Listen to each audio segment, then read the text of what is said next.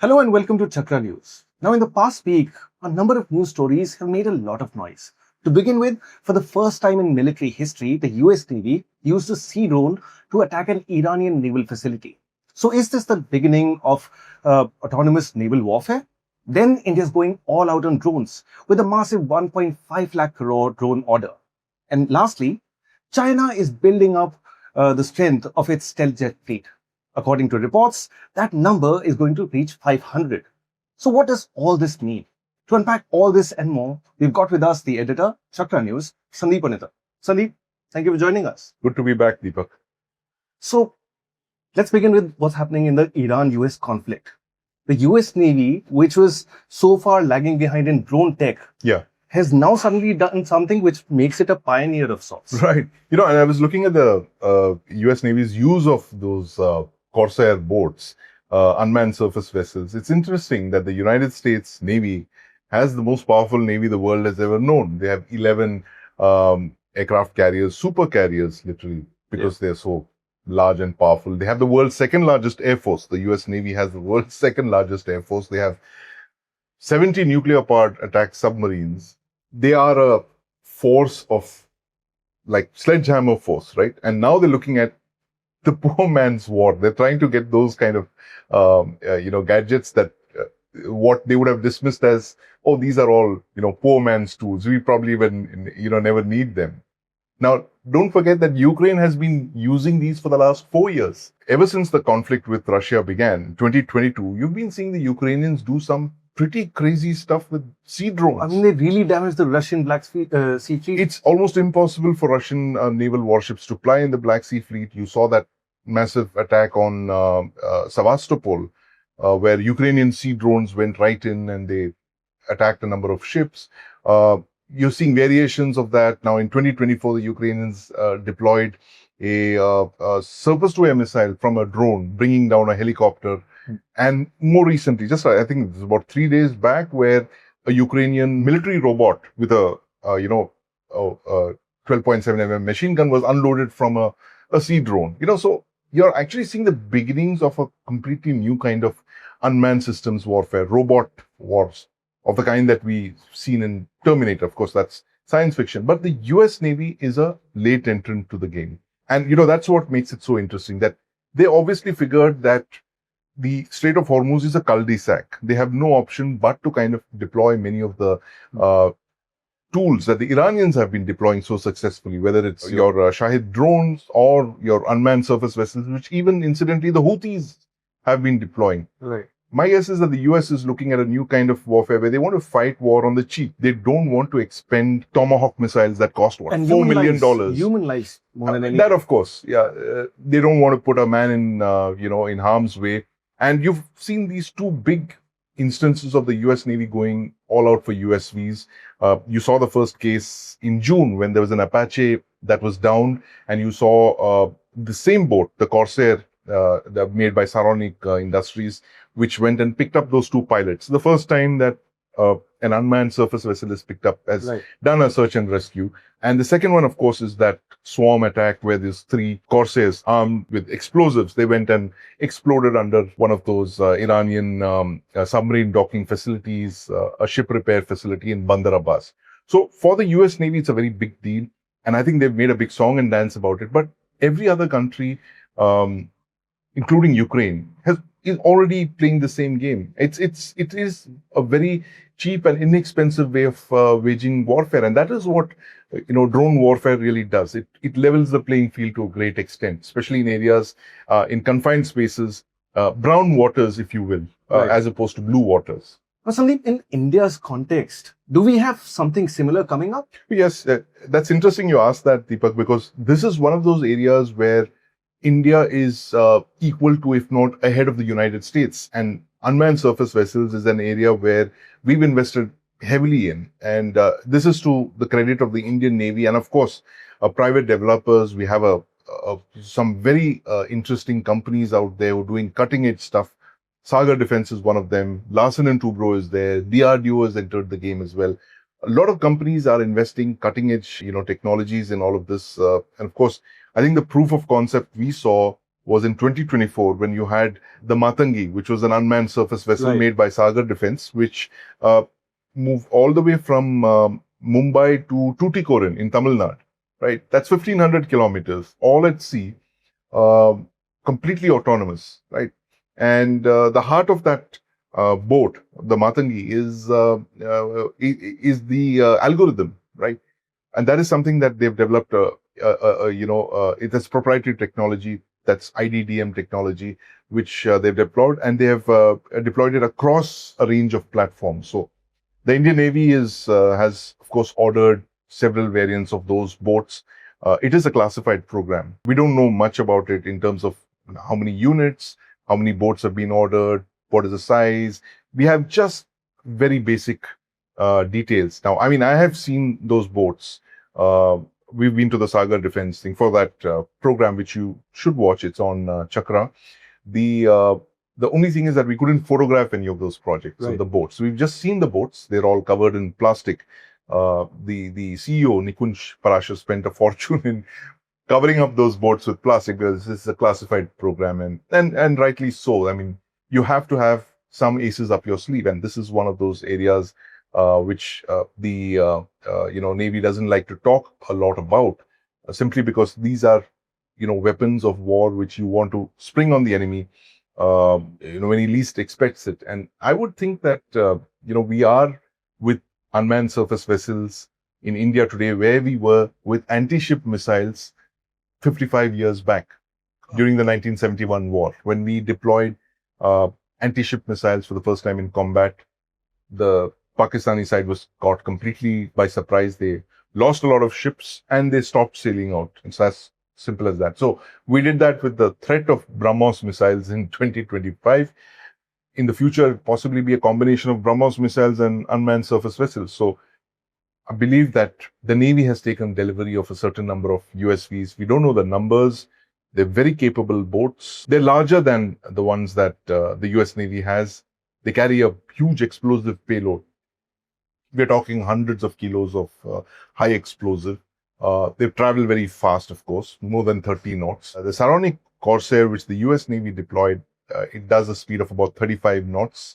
It has a range of about 1,000 miles. And it is it's a multi-purpose craft. The thing is that you can use it. It's modular. You can use it for, search and rescue missions. Change it according to the mission. Absolutely. You can, repurpose it for that mission. You can program it for a certain mission. It can do mine sweeping roles, mine hunting roles, anti-surface operations. It's got a machine gun, for instance. All of the roles for which you would have had to deploy manned surface vessels, you can deploy these unmanned sea drones. And of course, we saw the combat use of that, which is basically a one-way attack drone, which is loaded with explosives, goes and crashes into, whatever target that you choose. But Sandeep, it's good to hear that India is making a move. And better still, they're now going to back it up with hard money. Yes. Apparently, as we were speaking earlier, India is going to put in 1.5 lakh crore rupees. That's, a lot of money. I was actually looking at the numbers. We were adding up these numbers. Of course, these are not official, government figures. We're just looking at a couple of numbers that we've added on the kind of orders that the government of India, the Defense Ministry has placed. You're looking at, the HAPS project, the High Altitude Pseudo Satellite Project, 15,000 crore. That's, you have two types of HAPS. You have the airship-based HAPS, and you have the fixed-wing HAPS. Then you have jet-powered kamikaze drones that the artillery is buying. That's about 500 of them. Then you have a huge RFP coming up for MALE, that's medium altitude, long endurance drones. Then you're looking at, several other platforms like this SUMS medium role, which is your smart unmanned munition systems, something like 800 more units being acquired by the Indian Air Force for 7,000 crore. There are so many of these orders, and you're looking at orders being placed by all three services, of course, for sea drones, which we just discussed.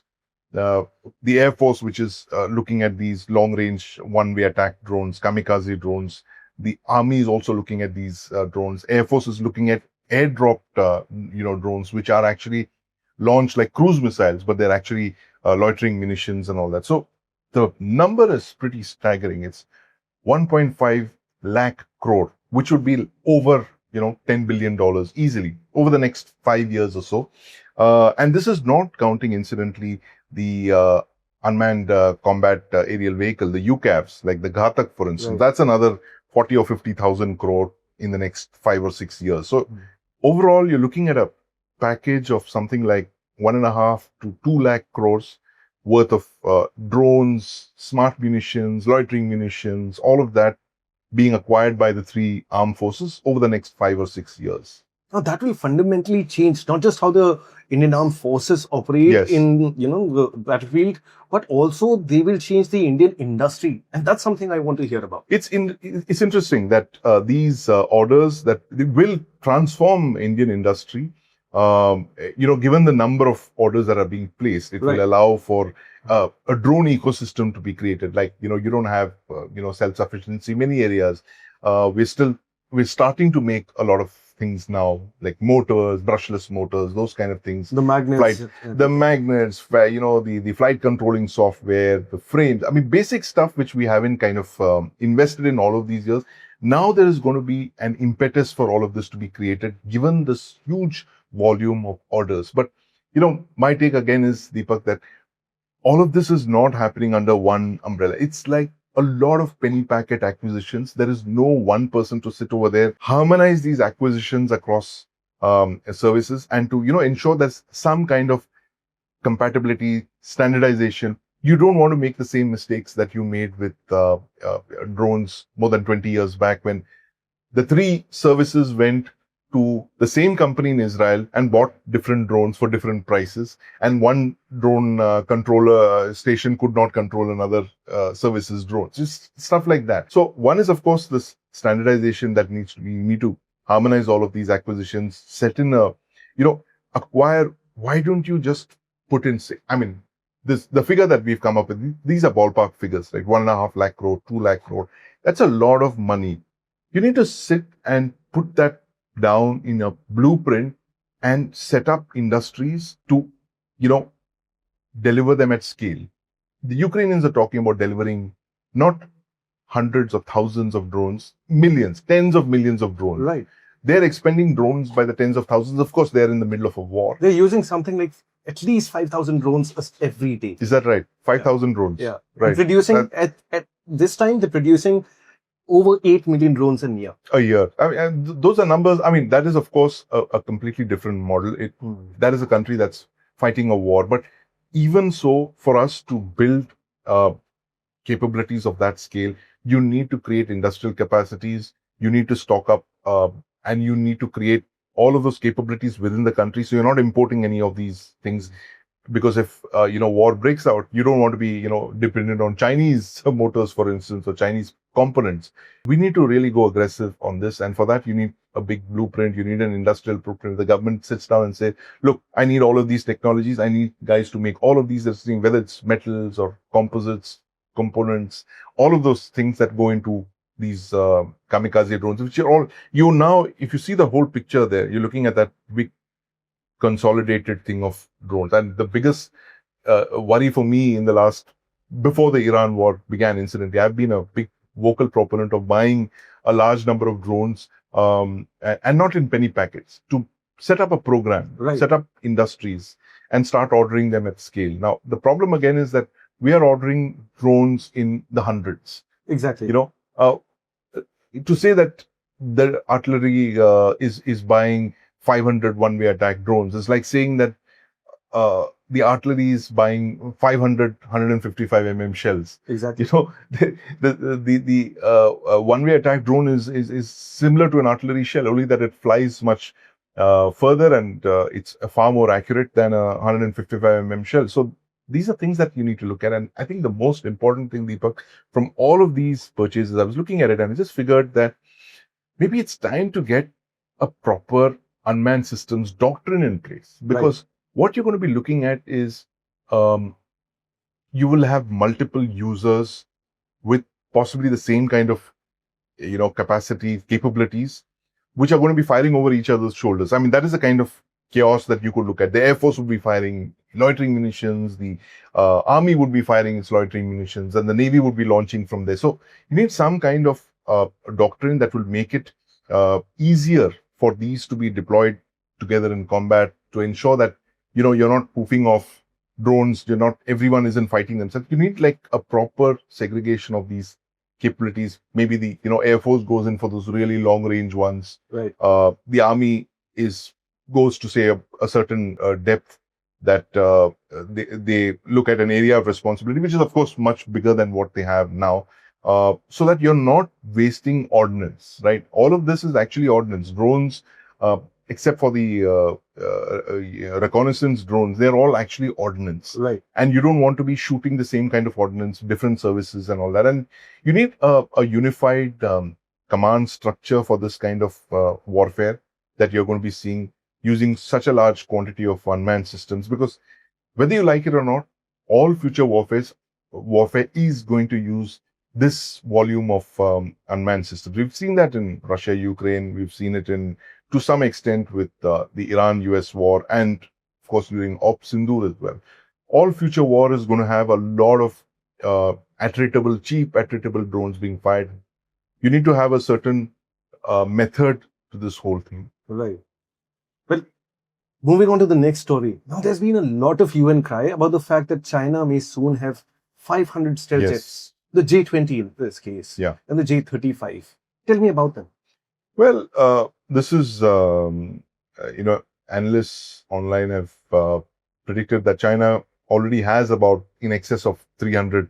It was producing something like 100 every year. 100 a year is what their production rates are. And very soon, given the current production rate, China could have 1,000 fifth generation fighter aircraft of both types, which you just mentioned. And the bigger worry is that they could have a lot of fifth generation jets to spare for the Pakistan Air Force. Right. So the Indian Air Force is going to be looking at a fifth generation fighter threat on both its frontiers, both to the west and to the north. Now, it's a bit of a thorny situation. I mean, you have a northern adversary with hundreds of jets, hundreds of fifth generation fighters, possibly going to cross the 1,000 limit by the end of this decade. And you have the Indian Air Force, which is yet to get its first fifth generation aircraft. We're looking at a stopgap purchase of the Su-57, 2 or 3 squadrons. My worry is that number could actually increase as the numbers of Chinese fifth generation fighter aircraft increase. But the thing is that I think we need to invest in a lot of counter stealth technology, radars, ground-based radars, airborne radars, satellites that can detect stealth aircraft, because it's not a numbers game that they have 1,000 fifth generation stealth aircraft, therefore we need to have 1,000. It's not a bean count kind of thing that you need to look at, but you need to look at technologies that will make it far more difficult for China to deploy those fifth generation jets. They already have an issue with aircraft deployment of the Tibetan Plateau. We need to look at ways that we can deny the use of airspace by the Chinese. For instance, if there is a war, would India consider doing what it did during Op Sindoor on the western front with China to the north, which is to ensure that all of those air bases on the Tibetan Plateau, no matter how far they are, cannot be used for any kind of aircraft operation, right? Which means that you have to knock them out very quickly, and which is why you need a rocket force yesterday. Right. But Sandeep, let's look at the battlefield today. And I'm talking about, say, not just Op Sindoor, but also what's been happening in Ukraine. Right. What's noticeable is that aircraft aren't really flying in Ukraine. There aren't a lot of aircraft flying in Ukraine because, the Russian Air Force has not been, it's not you have to see what the traditional strengths of countries are. Russia has traditionally not had a great Air Force. They've been primarily a land forces centric country. All of the great wars in the Second World War and all that have been fought by the army. And they've made air power actually subservient to the land component of things. And while they have some very impressive aircraft, they've had some astoundingly successful aircraft in terms like the MiG-25, Right. when it made its debut, the Su-30, the Su-27, then the Su-30, now the Su-57. They're not as comparable as Western aircraft, whether it's the electronics or the radars or stealth and all that. But brute force wise, they have an edge. Hardware is phenomenal. Extremely robust aircraft. But they are not an air power centric country, and that makes the difference. And you've seen that in the Russia-Ukraine conflict, where you don't see a lot of Russian air power being used. They've been used for a lot of standoff attacks. But Sandeep, my point is drones. That in an era where standoff weapons are being used, where you've got air shields, air defense shields are so strong. You've got S-400s and a number of similar systems. Yes. It does not really make sense to send in a fighter jet. Hence the reliance on drones as well. Yes. And furthermore, the only kind of jet fighter that would be helpful in such a case is a stealth strike aircraft. Yes. That can penetrate such air defense shields. Yes, absolutely. Does the J20 or the J35, do they have that capability? Will they be able to do it? That remains to be seen, whether they are as good as the F-35, for instance. The F-35, they say, has the RCS of a small bird. Right. The frontal RCS is very small. We don't know what it is for the J20 and the J35. We need to find that out. But my point is that simply comparing an aircraft to aircraft comparison would not be enough. Right. You need to invest in those kind of technologies that will make it difficult for those fifth generation aircraft to be deployed. These are your infrared EO radars. Infrared, IRST, or those kind of technologies, ground-based air defenses, rocket forces, runway denial, things. And exactly as the Iranians have demonstrated that you may have a lot of fifth generation fighter aircraft, very sophisticated bombers, but the Iranians have kind of, escalated that conflict to make it very costly for the United States. So the US thought that it is going to be a pure military and on military conflict. The Iranians have escalated to the commercial realm. So it is up to India to decide what kind of war you want to fight. What is the leverage that we have over China, for instance, that we can use in a conflict where you have literally hundreds of fifth generation, fighter aircraft pouring over the Himalayas, over Indian airspace. What is the counter that you have to that? Is there some way that you can surprise them, say in the maritime dimension, which is why you have experts like Admiral Raja Menon saying that you must not make the mistake of fighting them over the Himalayas, but maybe try and shift the conflict to the South China Sea or maybe even to the Strait of Malacca. Right. But Sandeep, just to push this conversation and about the J20s and J35s a little further. Now, I first heard the figure of China being able to produce 100 such fighters in a year. Yeah. Around 2021, 2022. Yes. That's when their engine, I think their production started picking up. And 2023, they already had a base in Shigatse with a couple of squadrons of the J20. Yeah. Right. So they must already have the 500 number that we are talking about. It's possibly 2026. Yes. Right. Furthermore, now satellite imagery, and it's been reported, this has been said in conversations on Twitter and other forums. You don't really see that infrastructure anywhere that would be required, because let's face it, China's not scrapping 500 other fighter jets to make space for this. Right. Yeah, that's a good point. So you would need more infrastructure, maintenance facilities. You'd need hangars. Lastly, you would also need to, train a vast cohort of technicians, engineers, pilots, all of that. They've possibly already done that because it's not just a fifth generation aircraft thing. I mean, the Chinese have expanded their shipbuilding capabilities as well, ship and submarine building capabilities, tanks. They are on an expansion spree of the kind that no country has done after the end of the Cold War 35 years back. So, like I say, that the Chinese add one Indian Navy to the PLA Navy every 5 or 6 years. I mean, that is the rate of production that they're producing ships. They're producing destroyers and frigates, at the rate of one every 2 years. That's how quickly they're able to build, produce ships. We take, anything between 4 and 6 years. They're doing it in record times. And here is a lesson for us, is that we order our ships, our submarines or aircraft in small batches. The submarines are in batches of 6.